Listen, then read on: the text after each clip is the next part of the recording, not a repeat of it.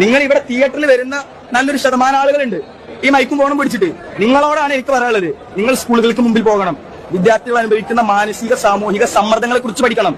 വിദ്യാർത്ഥി സമൂഹത്തിന് ഇതിൽ നിന്നൊരു മോചനം വേണം. ഇതുവരെ ആരും ചിന്തിക്കാത്തൊരു വിഷയത്തെക്കുറിച്ചാണ് ഇപ്പോൾ പുള്ളിക്കാരൻ പറഞ്ഞിരിക്കുന്നത്. വിദ്യാർത്ഥി സമൂഹം ഇതുവരെയായിട്ടും വിദ്യാർത്ഥികൾക്ക് എന്തൊക്കെ ബുദ്ധിമുട്ടുണ്ടെന്ന് ഒരു മീഡിയാസിനും വന്നിട്ടില്ല. ഇപ്പോൾ രാവിലെ പിള്ളേർ സ്കൂളിൽ പോകുന്നുണ്ട്, പിന്നെ അതിനെക്കുറിച്ച് വേറെ ആരും ചിന്തിക്കാനോ സംസാരിക്കാനൊന്നും പോകത്തില്ല. ഓരോ പിള്ളേർ അനുഭവിക്കുന്ന ബുദ്ധിമുട്ടുകൾ എത്രത്തോളമാണെന്ന് ആർക്കും അറിയത്തില്ല.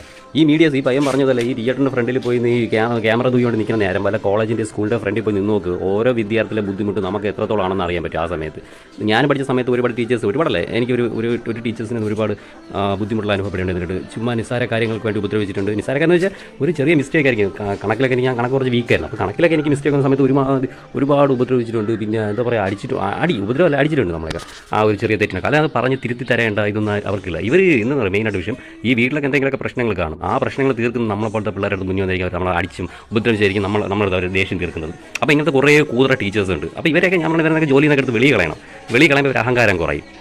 ആ പയ്യൻ പറഞ്ഞ ഏറ്റവും വളരെ ശരിയാണ്. സ്കൂളിൻ്റെ ഫ്രണ്ടിൽ പോകുക, ക്യാമറ കൊണ്ടൊക്കെ നിങ്ങൾ സ്കൂളിൻ്റെ ഫ്രണ്ടിൽ പോകുക. ഓരോ വിദ്യാർത്ഥികളുടെ ബുദ്ധിമുട്ട് അപ്പോഴേ മനസ്സിലാവത്തുള്ളൂ. ഈ ടീച്ചേഴ്സിൻ്റെ അഹങ്കാരം കുറച്ച് കുറയണം.